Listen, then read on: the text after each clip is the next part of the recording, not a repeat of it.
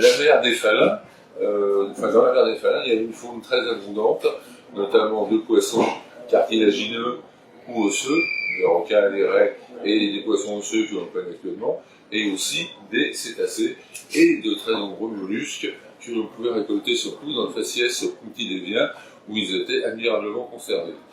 Dans les poissons osseux, on retrouve des poissons que l'on retrouve actuellement dans nos mers, c'est-à-dire les dorades, les poissons porc-épics, qui, lui, quand il est en colère, il se gonfle d'eau, c'est pour ça qu'on appelle porc-épic, des dorades et les sargues.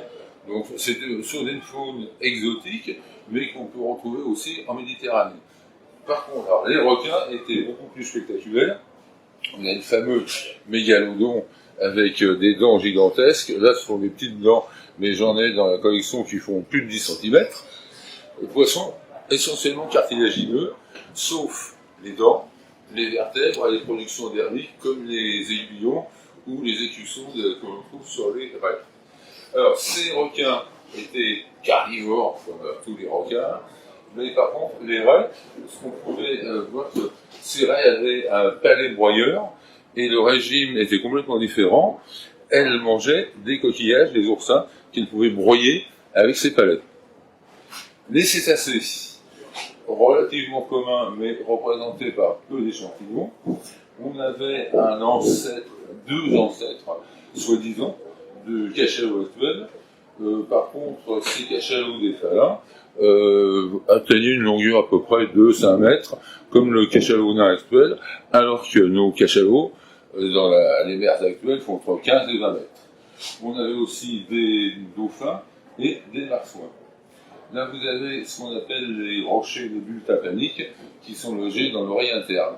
Bon, malheureusement, dans les Faluns, on le trouve assez rarement, et la bulle tympanique est souvent séparée du rocher. Donc, difficile quelquefois d'attribuer ces éléments à une même espèce. Vous avez aussi des coraux. Alors, les coraux, c'est très intéressant, parce que ce sont de très bons marqueurs paléoécologiques. Mer peu profonde, maximum 50 mètres, eau claire bien aérée, et une température, disons, entre 18 et 25 degrés.